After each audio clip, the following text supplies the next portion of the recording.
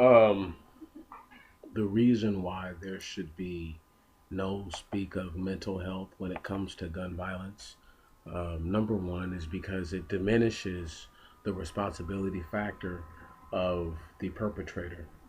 Number two is it also mitigates the people who do have mental health issues. It takes away from their needs. So I'll give you a case in point. There are people that cannot function without the assistance of other people. Um, what happens is this: is that those folks need there has to be funding. You see what I'm saying? There's funding that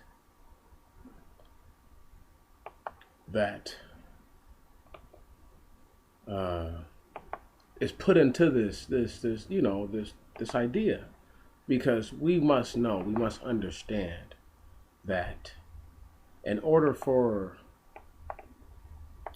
there to be, once again, accountability,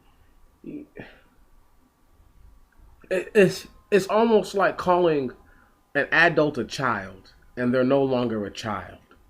You know, somebody's 18, 19 years old and they're like, well, this is a teenager. Well, the age of them, even in this life, is accepted as a person who can be a responsible individual within society. So once again, to mitigate responsibility based on a title or a billet is a sign of an unwillingness to hold accountable those who are the perpetrator. You can't have a person do something and then believe that there is nothing that can be done to them about it. See, the mental ills that people are actually suffering from is the mental ills that it takes for a person to load onto a a a mechanism that has no conscience of its own, put on an ordinance that is capable of taking human life and causing massive devastation, and allowing another person in a room hundreds, if not thousands of miles away to pilot this mechanism, okay, and then to drop these ordinance anywhere they choose indiscriminately. It takes the same mental illness that the shooters suffer from is that same mental illness. So if we're going to call that a mental illness and just not evil, then sure. Um, I I I know I know people don't want to hear it. They don't want to hear it. It's a lot of folks, want to excuse the wicked for being wicked, as opposed to saying, you know what, they are just wicked. Meech, you're right. So my point is this: I challenge everyone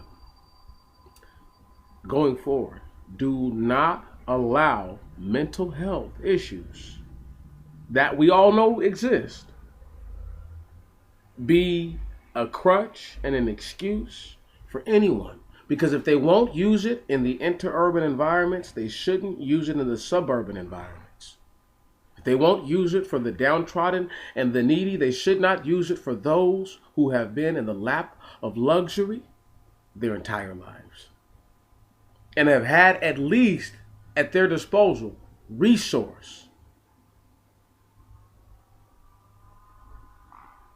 People who face insurmountable odds are supposed to be held accountable for to the scintilla of justice. But those that have been given everything, somehow they are not accountable for their own actions. Is the illness affluenza? Anyway, I say on this, and I'm really done because I this is like take five. Check this out.